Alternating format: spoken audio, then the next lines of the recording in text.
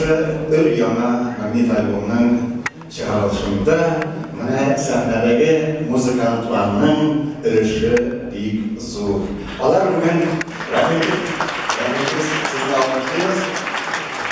Алар бүген безнең белән кичә барышында башыннан ахыра кадәр булачаклар, инструменталь көйләр белән безне шатландырып, ләззәтләндереп торырлар һәм менә файдаланып берничә минут вакыты белән мин аларның исемнәрен сезгә әйтеп үтәмен. Клавиши һәм фортепиано Рөстәм Әхмәтгәрәев, Турба һәм флюгель-горн Рөстәм Галиуллин, ритм-гитара Ринат Бәкиров,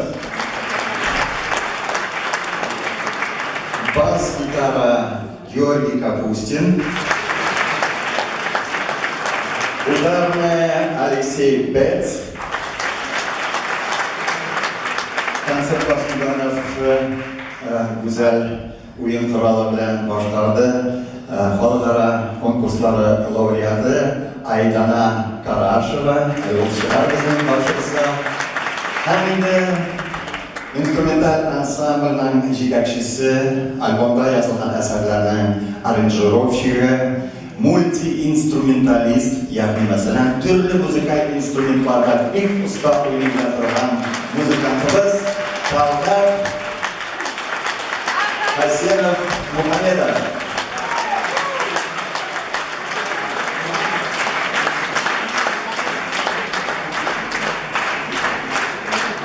Burada dostlar, indi bilə qədər bu səhnəyə çıxacaq.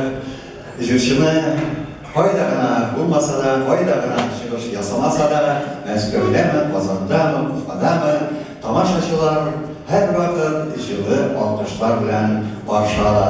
Həm bugün də şulay olur ikənə min hiç şüksiz ışanamın. Rəhmət başladınız. Россия Федерациясының от kazanğan Татарстанның һәм Башкортстанның халык артисты Идрис Газиев.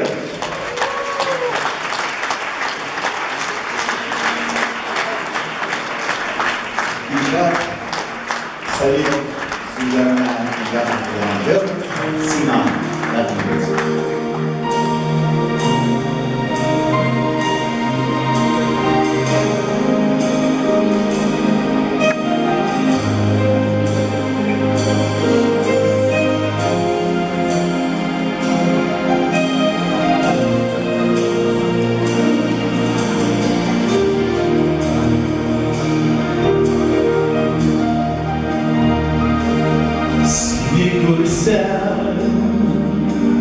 Aydan kilip çığa, tatar bulan